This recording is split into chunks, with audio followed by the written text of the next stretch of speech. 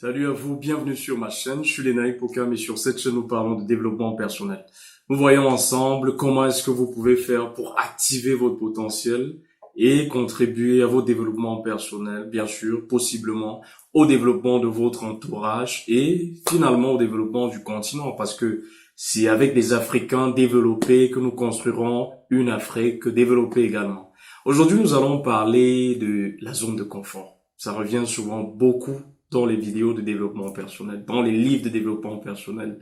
On demande de quitter la zone de confort. On vous demande à vous de quitter votre zone de confort. Alors, en réalité, quitter sa zone de confort là, on quitte la zone de confort pour aller où? Parce que c'est quand même embêtant. Vous êtes dans une zone dans laquelle vous vous sentez bien, vous êtes à l'aise, vous la maîtrisez, vous y êtes confortablement installé.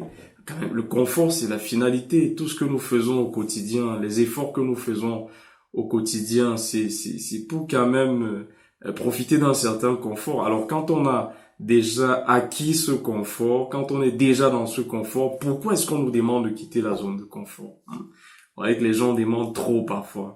Alors, restez-y. Vraiment, profitez-en au maximum, profitez de cette paix, surtout si vous ne voulez pas plus que ça. Je veux dire plus que ce que vous avez, plus que ce que votre zone de confort vous offre. Donc, vous y êtes déjà, si c'est l'objectif ultime, si c'est ce que vous visiez, vous devez rester dans votre zone de confort. Bon, vraiment, moi je suis pas pour que on brutalise les gens. Quelqu'un a construit son petit confort et on vient dire quitte ta zone de confort, tu vas chercher des problèmes, vu que quand vous quittez la zone de confort, très souvent ce sont les problèmes qui arrivent. Bon, maintenant, ça c'est pour une catégorie de personnes. La deuxième catégorie de personnes, c'est celle des personnes qui estiment ou qui sentent qu'il n'y a pas dans cette zone comme je décrirais, que je décrirais comme la zone où on a le maximum de contrôle sur sa vie ou dans sa vie. Parce que vous voyez, quand vous êtes dans votre zone de confort, si on prend votre situation professionnelle par exemple, et que vous avez développé une certaine routine dans votre travail, c'est facile de faire votre travail tous les jours. S'il n'y a pas une nouvelle activité qu'on vous force à faire ou que vous êtes appelé à faire, il n'y a pas de problème, c'est le confort. Vu que vous savez en vous comportant de telle façon, en travaillant de telle façon, ça produit tel résultat. Voilà. C'est ça la zone de confort. C'est pareil avec vos relations. Quand vous êtes en relation avec certaines personnes, vos amis, votre famille et autres, et que vous n'allez pas vers de nouvelles personnes, vous savez qu'avec telle personne, je sais qu'il se comporte comme ça. Si je vais vers lui, je sais qu'il va réagir comme ça. Donc c'est ça la zone de confort. Mais maintenant, comme je disais, quand vous avez d'autres objectifs, quand vous sentez que dans cette zone, il n'y a pas ce que vous désirez, quand vous sentez que vous êtes à un niveau de votre vie où vous voulez autre chose et que vous avez du mal à saisir cette chose, c'est que ça ne se trouve pas dans votre zone de confort. À ce moment, faut aller voir ailleurs, faut traverser la zone de confort et vous retrouver dans ce que j'appelle la zone de conflit. Conflit pourquoi? Parce que c'est une zone dans laquelle vous avez un minimum de contrôle. Vous n'avez pas encore expérimenté tout ce qu'il y a dans la zone. Vous allez rencontrer par exemple de nouvelles personnes et vous pouvez entrer en conflit avec les personnes. Le conflit peut être aussi dans le fait que vous-même, vous vous confrontez à votre propre, à une autre version de vous que vous ne connaissez pas forcément, hein, et qui vous est imposée par rapport au fait que vous avez décidé de passer à autre chose, de faire cette nouvelle expérience, d'aller vers quelque chose de nouveau.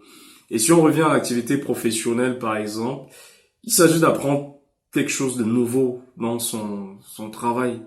Et quand vous avez quelque chose de nouveau à apprendre, parce que en apprenant cette chose, vous rajoutez quelque chose à une compétence à votre CV, à ce moment, vous n'êtes pas dans le confort, hein. C'est toujours difficile on se sent pas toujours très à l'aise quand on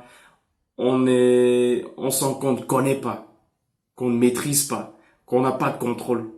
Donc, on est dans une zone de conflit. Voilà. Et vous voyez, le système éducatif, en fait, c'est ce qu'il fait. Quand vous prenez, par exemple, un élève qui est en sixième, on va créer chez l'élève de l'inconfort progressivement, le faire entrer dans des zones de conflit au fur et à mesure, et il va passer à la classe de cinquième, dans laquelle, ça c'est une zone vraiment de conflit encore, parce qu'il aura créé un certain confort en sixième déjà, il sera très bien à l'aise, et puis en cinquième, c'est le conflit, et il ne maîtrise plus rien. Et là encore, il apprend à maîtriser, etc. Et ça continue jusqu'à l'université. C'est la même chose dans nos vies. Il faudrait qu'on apprenne à quitter cette zone de confort quand on veut évoluer, quand on veut atteindre des objectifs différents, quand on veut atteindre un niveau différent. Vous voulez, par exemple, perdre du poids depuis des années, vous voulez, je sais pas, faire de nouvelles rencontres et avoir un nouveau travail. Si vous sentez que vous avez du mal à avoir ces choses, c'est que vous êtes dans votre zone de confort. Ça se trouve à l'extérieur de votre zone de confort. Donc, il faut quitter la zone de confort, entrer dans la zone de conflit. Et la zone de conflit finit par se transformer en zone de confiance.